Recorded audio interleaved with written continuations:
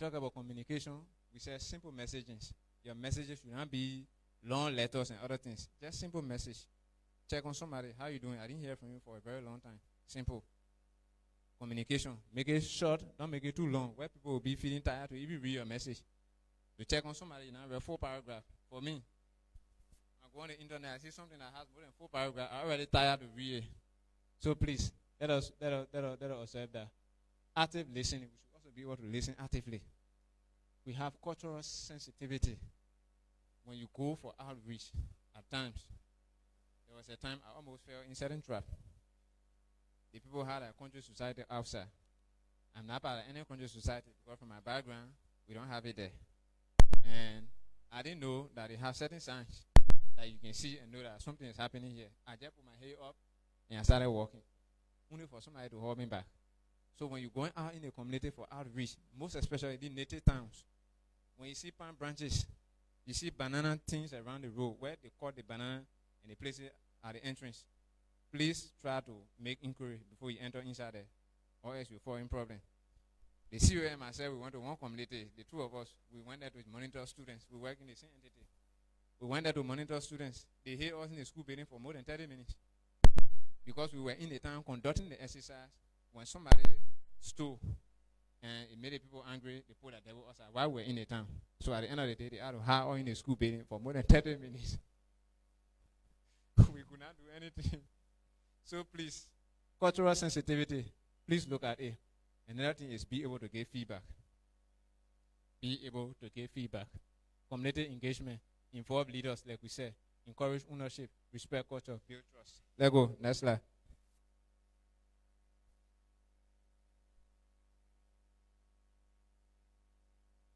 So now we said we want to strengthen the system. This is it. I think the last slide. We said we want to strengthen the system. So what do we do to strengthen the system? The system is bent. So we want to strengthen the system. So what do we do? Collaboration. Let's be able to collaborate with one another. That's the only way we can strengthen the system. Outreach is another thing. Data reporting is another thing. And continuous learning. Continue to learn as you work. Those are the things that we need to do to have the system straightened. So now what's the key takeaway for today's presentation? The key takeaway here is volunteers are very important. We want you to know this. Don't see yourself as, people can say, I'm just a volunteer. No, you are not just a volunteer. You are a volunteer. In fact, volunteers now, for some of us, we are talking with experience because we notice, like our education system. Sometimes you go to the entire school, a school that has up to 17, sometimes 12, 15 teachers, and you notice out of 15 teachers, only 3 are on government payroll. The rest of the other, they are volunteers. I'm speaking from experience. The rest of the others, they are volunteers. So if they will say, I'm just a volunteer, and they sit down, meaning our children will not learn. I don't know about the health system because I'm not there now. So you are not just a volunteer. Volunteer play key role in a society. Another thing is leadership matters. The types of leaders we have will be able to determine the success of our institution. Leadership is very important. Every one of us here, we are leaders. You might not be leader in the hall here, but when you get out, you are an elder brother, elder sister somewhere, in your institution, in your church, in the mosque, you are a leader there. So the types of leader we have will determine the success of our institution. Teamwork is key. It is very important we work as a team. It is very important that we work as a team. And then every action saves lives. As health workers, as volunteers, every action we take should be able to save life. Every action we take should be able to save life. So those are the takeaways that I want you to grab from this particular presentation. So we just want to take this time to appreciate every one of you for leaving your busy schedules and coming to attend this particular training. May God bless you.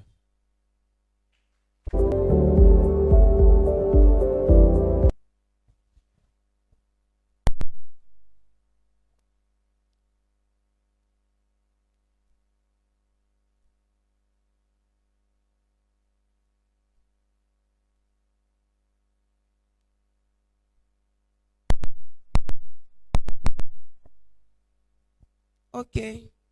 So my name is Caroline Edo. Sorry for my voice. My It's not a question. It's just to say thank you for the presentation. You were very relaxed and straight to the point. I just want to urge every one of us to take this serious. Leadership, going to the community is very important in sharing knowledge. That's how the community can be aware of some diseases that are around. So thank you for the presentation. So thank you very much. May God bless you.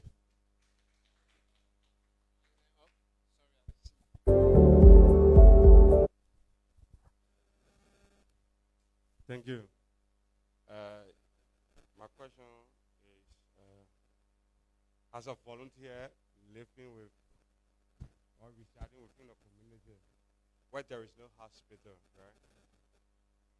Then I came across a person who is very sick, or maybe a pregnant person, and with all the knowledge of health, because all of us here we are from different backgrounds, with all the knowledge of health, and then I want to help this person. What can I do as a volunteer to help this particular person?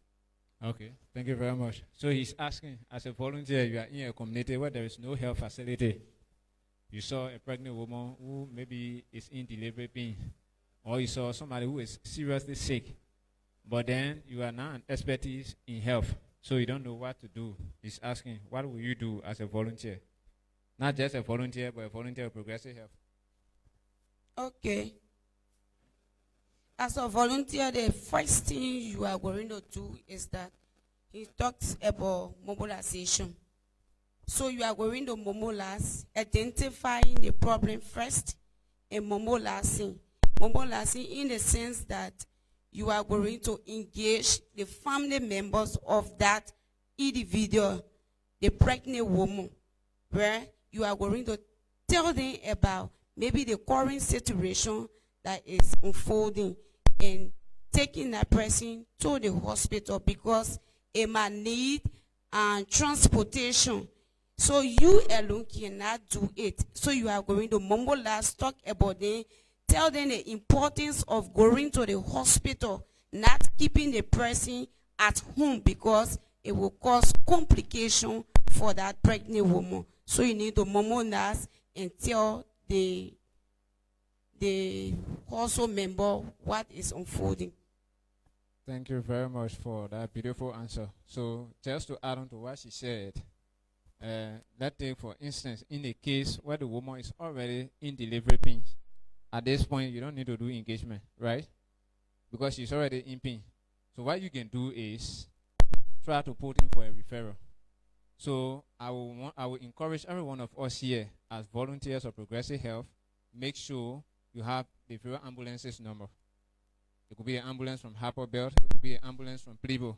In a case of such, you can immediately call the line of the ambulance that we have a patient here who is experiencing so, and they will come to your rescue. In another case, like for me, I will have a bike, a sound bike. What I can do in this case, if I can put a person on my bike with somebody sitting behind me to come and find the hospital, I can do that. So that is another thing that you can do. But you don't have the expertise, so you will not do anything but just to refer. So that is it. Referral is key. So make sure you have ambulance numbers always. It's like evangelism, wherein you go there to change the mindset of other people that have the native mindset, like the scenario you get that has to do with maybe people drinking from creek water. But you go there saying that, oh, our people been drinking from this for 50, 60 years, nothing happened to them. These are things that can happen.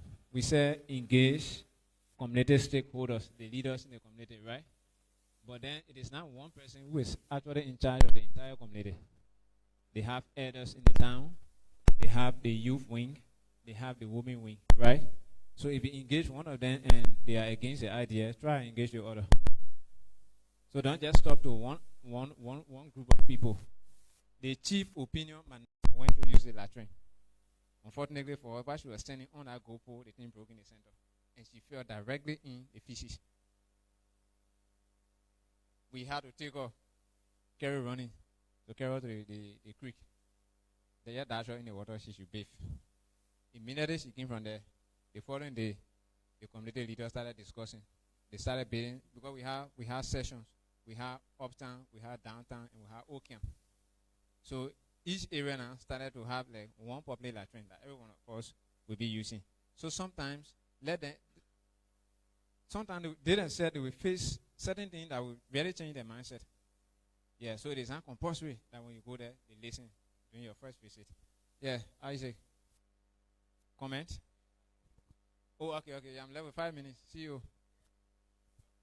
He doesn't want to go. At the end of the day, it led to complication.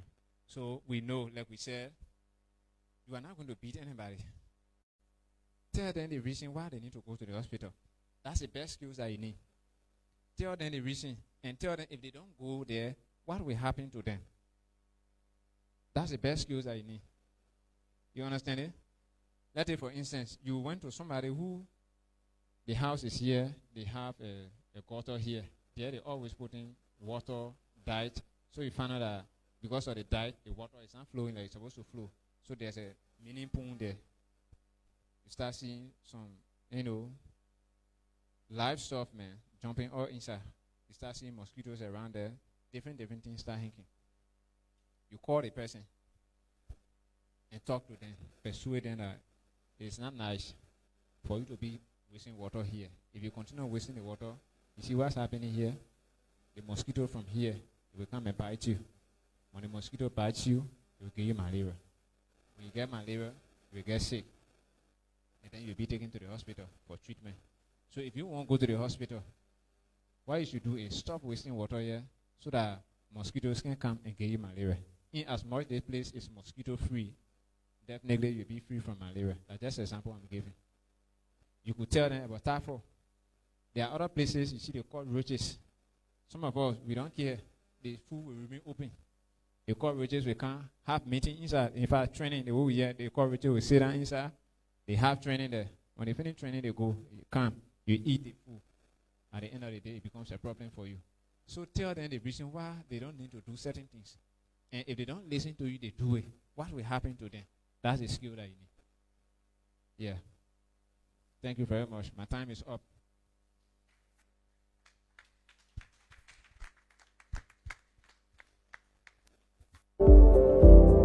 Yeah, you can do more. You can do more. Put your hands together. Yeah. Thank you, Mr. To, for your nice presentation. Yeah. So we are getting there. We now usher in our second presenter or facilitator that will be presenting on promoting preventive healthcare and behavioral change in local communities. Welcome, Ms. Caroline A. To